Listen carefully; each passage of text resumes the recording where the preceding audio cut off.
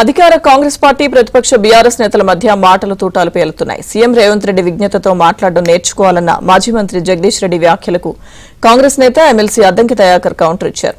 కేవలం నిరుత్సాహంతోనే జగదీష్ రెడ్డి మాట్లాడుతున్నారని ఆయన మండిపడ్డారు.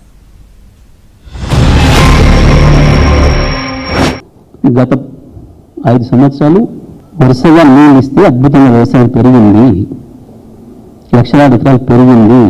ఇప్పుడు ఆ నీళ్లను నువ్వు ఏదైతే కొట్టుకపోయింది అని చెప్పి పదే నువ్వు నీ మంత్రివర్గ సహచరులు, నీ దోస్తులైన బీజేపీ పార్టీ, నీ దోస్తులైన చంద్రబాబు పార్టీ మాట్లాడుతున్నారు, అది అసత్యం.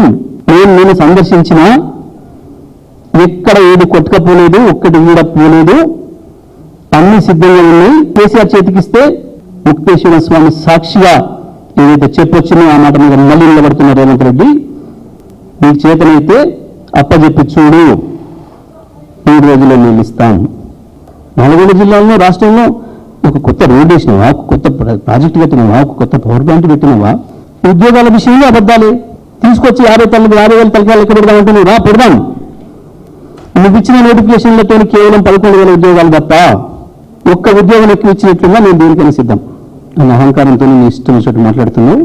నువ్వు మాట్లాడింది ప్రతి అక్షరం అబద్ధమైన సంగతి నేను నిరూపించినప్పుడు సాక్ష్యాలతో సహా. చివరి రోజులైనా కనీసం జ్ఞానం నేర్చుకో, మంచి మాట్లాడి నేర్చుకుంటే మంచిదని చెప్పి నేను రేవంత్ రెడ్డి సలహా ఇస్తాను. మీ యొక్క అస్తిత్వం కోల్పోతున్న క్రమంలో ఏదో కేసీఆర్ను మెప్పించడానికో లేకపోతే మిమ్మల్ని తిట్టినందుకు ఏదో దాన్ని నేను ఉన్నా అని చెప్పుకోవడానికి తప్పితే దాంట్లో ఏముంది మీ ప్రెస్ మీట్లో?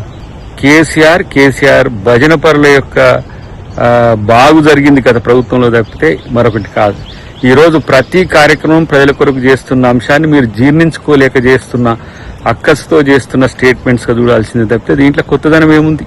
మంత్రిగా 9 సంవత్సరాలు మీరు ఎలగబెట్టిన రోజుల్లోనే నల్గొండకి ఏం జరిగిందనేది నల్గొండ ప్రజలే కాదు, సూర్యాపేట ప్రజలే చెప్తారు. కాబట్టి ఇలా కేవలం కాంగ్రెస్ ప్రభుత్వాన్ని విమర్శల కొరకు చేసే కేసీఆర్ నుంచి మొదలు పెడితే మీ వరకు కూడా మిమ్మల్ని ప్రజలు పట్టించుకోరనే విషయం గుర్తుపెట్టుకుంటే మంచిదని వారికి తెలియజేస్తున్నా. అంతేకాకుండా ఏమైనా ప్రతిపక్ష రోల్ పాటించడానికి లేకుంటే ప్రతిపక్ష రోల్ పోషించడానికి కేసీఆర్ని ఏమైనా మీరు సమాయత్తం చేస్తే చేయండి, కానీ మీ వల్ల కాదు అని